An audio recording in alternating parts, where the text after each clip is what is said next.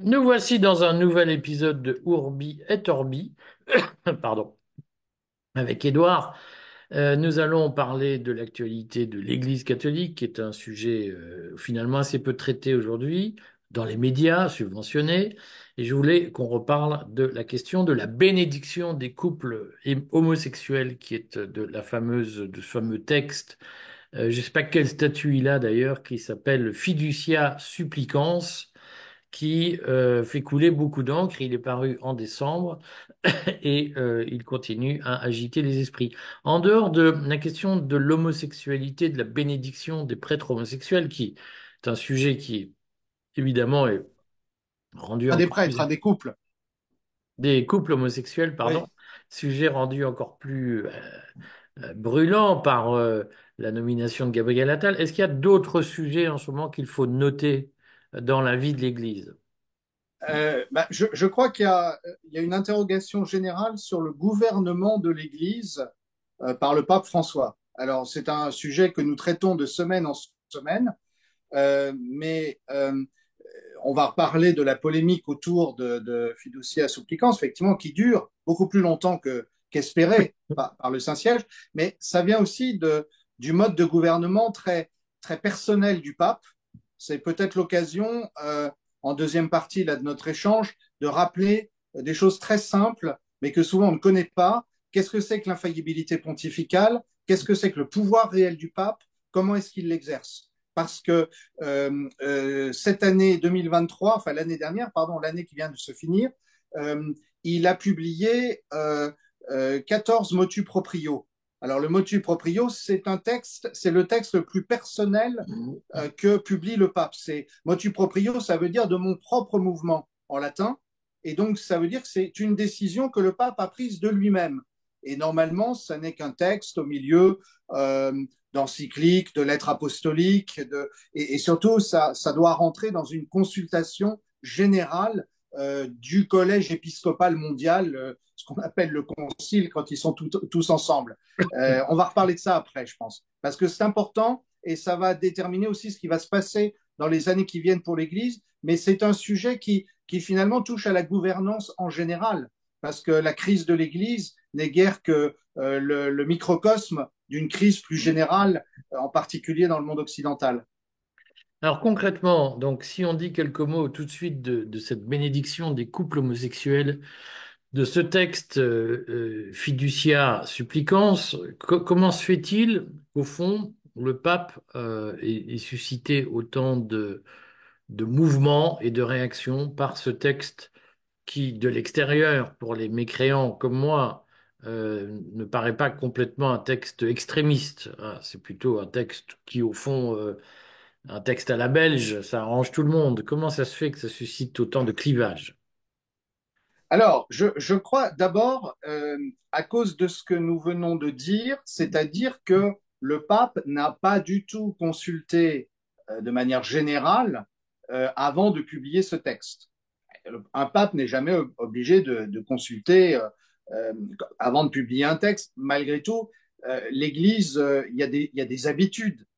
On parle de tradition, mais on peut se placer aussi je dirais, dans une tradition plus libérale d'approche du pouvoir, où finalement, quand on a une coutume, eh bien, on tâche de la respecter parce que c'est quelque chose qu'on a hérité et que on va pas faire une loi, on va pas élargir le pouvoir législatif. On va faire comme ça parce que ça s'est toujours fait comme ça. Et donc, c'est un peu la pensée de Hayek d'ailleurs hein, sur l'ordre spontané. L'ordre spontané, il naît aussi parce que on fait pas trop de lois et on ne centralise pas trop. On laisse Et faire. on laisse faire, exactement. Et donc, il y a aussi ce que les ancêtres ont fait, ce que les prédécesseurs ont fait. Donc, si on n'a pas de raison de le changer, on ne le change pas.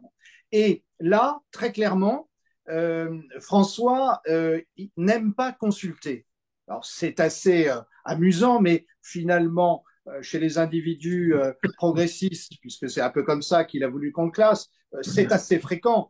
On parle d'ouverture, de dialogue, etc. Mais en général, l'exercice du pouvoir est très solitaire.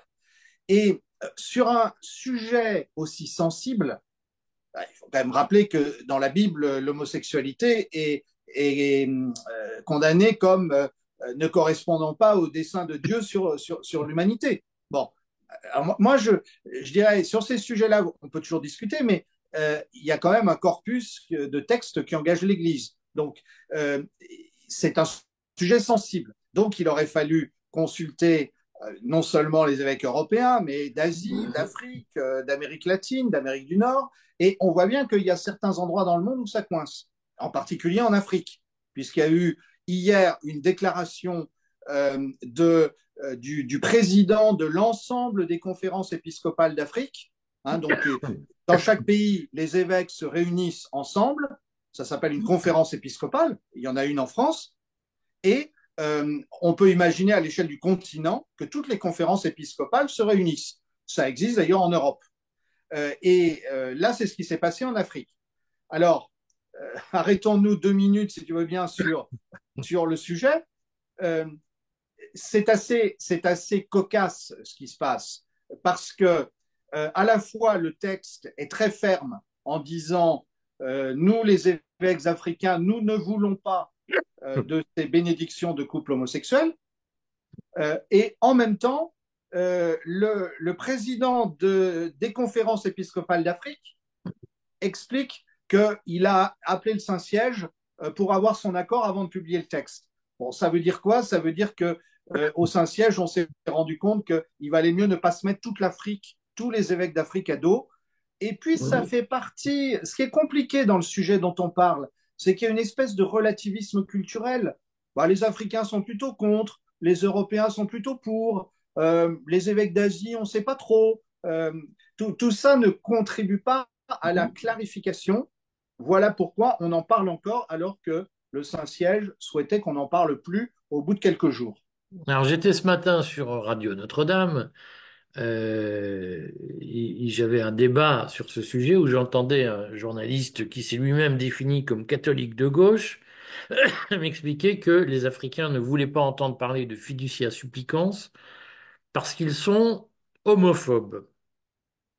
Comment expliquer qu'aujourd'hui, dans une église catholique, c'est-à-dire universelle, on en arrive à des considérations où les Européens trouvent que les universels d'Afrique sont homophobes, les homophobes d'Afrique trouvent que les Européens, tout aussi universels qu'ils sont, en font trop pour la mondialisation. Au fond, c'est ça qui est dit. Comment on en arrive à ce degré de tension interne à l'Église? Alors, le degré de tension, je crois qu'on va revenir toujours au même constat, l'exercice très solitaire du pouvoir par le pape François, qui est un individu doté d'indéniables qualités de pouvoir, d'organisation, et souvent les jésuites sont bien formés pour ça, mais qui n'aime pas consulter et qui n'aime pas qu'on le contredise. Et donc, il y a des textes qui passent bien, il y a des prises de position qui sont bien reçues, et puis il y en a d'autres qui tombent à côté parce que, au fond, euh, le pape a pensé que l'opinion des évêques belges, néerlandais, allemands, autrichiens sur le sujet, ben, il fallait s'y référer. Sur d'autres sujets, même quand on prend des sujets où il a fait plus consensus, par exemple, lorsqu'il a cherché la paix, il a prôné la paix entre la Russie et l'Ukraine, il a eu en même temps des termes à la fois critiques sur le patriarche de Moscou, qu'il a traité d'aumônier de Poutine, sur les évêques ukrainiens, qu'il a dit vous êtes pas vraiment au service de la paix. Bon, le pape est trop personnel, on va dire. Voilà, et je crois que c'est ça qui pose un problème. Ensuite, il y a le sujet que tu soulignes, qui est effectivement un vrai problème. Il y a une arrogance indéniable d'un certain nombre de catholiques nord-américains et européens vis-à-vis de l'Église universelle.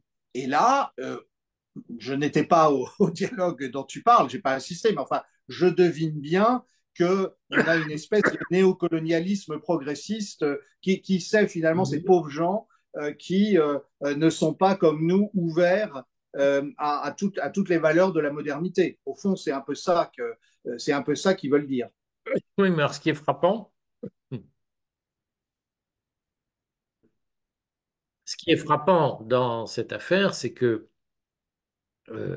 Je vois bien, et souvent dans les commentaires que nous lisons sur Internet, qu'il existe une fraction non négligeable de catholiques français, qu'ils soient progressistes ou plutôt traditionalistes ou conservateurs, qui ont une certaine vision, comment dire, un peu dégradée de l'universalité de l'Église. C'est-à-dire que Hein. certains considèrent quand même qu'un Africain pèse moins par nature, politiquement ou religieusement, qu'un Européen. C'est ça qui est frappant. Et c'est une donnée, cette espèce de mépris larvé pour l'Afrique, est une donnée autant de l'Église progressiste que de l'Église traditionnaliste. Alors, je vais donner un exemple. Chez les traditionalistes, effectivement, à la fois, j'ai du respect pour ceux qui aiment la messe tridentine, qui est une belle liturgie, et en même temps, souvent, je me dis en les écoutant, est-ce qu'ils savent que sur les autres continents, l'enjeu de la messe tridentine, de la messe du Concile de Trente, de la messe en latin selon le rite de Saint Pie V, ne passionne absolument pas des continents qui sont devenus chrétiens ou catholiques plus tard et qui ont adhéré à la réforme liturgique du concile et de l'après-concile voulu par le pape Paul VI. Bon, donc c'est un autre exemple. Et là, il y a sans doute une intolérance larvée ou exprimée. Donc je crois que tu as tout à fait raison. Effectivement. Alors, le problème, c'est qu'il y a l'évangile, et l'évangile, c'est très embêtant parce qu'il y a des idées simples et qu'il est difficile de réfuter. Le Christ a dit, avant de quitter ses apôtres et ses disciples, il leur a dit de toutes les nations, faites mes disciples. Donc, il y en a pas certaines plus que d'autres. Précisément, c'est ce qui a choqué un certain nombre de juifs de son époque, qui disaient, ben non, le salut, la vie, la possibilité d'accéder à la vie de Dieu est ouverte à toutes les nations, pas simplement vous, les fidèles, qui depuis des siècles avaient cultivé la relation au Dieu unique, mais ça va passer à tous. Il n'y aura pas de privilège pour la vie éternelle, etc., etc. Donc, on voit bien que l'Église reproduit potentiellement ce schéma, puisque l'Église d'Europe peut être convaincue qu'elle a la vision, la bonne vision, que c'est pour elle et que les autres doivent s'aligner sur elle. Et là, c'est particulièrement sensible dans ce contexte de mondialisation, parce que au moment où le pape a publié ce texte, en a-t-il même conscience? Eh bien, les États-Unis font un lobbying effréné pour obliger les États africains à adopter des lois favorables aux principes LGBTQ et compagnie. Donc, c'est malheureux que l'Église ait l'air d'aller dans le même sens que le progressisme euro-américain. Euh, pour finir de répondre à ta question, on revient sur le pouvoir pontifical. En fait, contrairement à ce qu'on croit, le pape n'est pas un autocrate.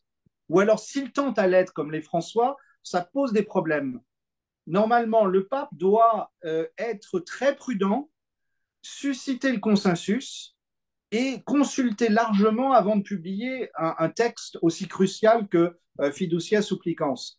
Et on regarde bien, rappelons-nous style bonhomme de Jean 23, rappelons-nous Jean-Paul II qui avait la réputation d'être un fonceur et d'être quelqu'un qui aimait bien qu'on respecte son autorité, mais même une grande encyclique de défense de la vie, hostile à l'avortement, hostile à l'euthanasie, comme Evangelium Vitae, qui date du milieu des années 90. Il est déjà pape depuis 17 ans et en fait, il a mis plusieurs années à l'écrire et à la faire écrire avec une équipe de collaborateurs. Pourquoi?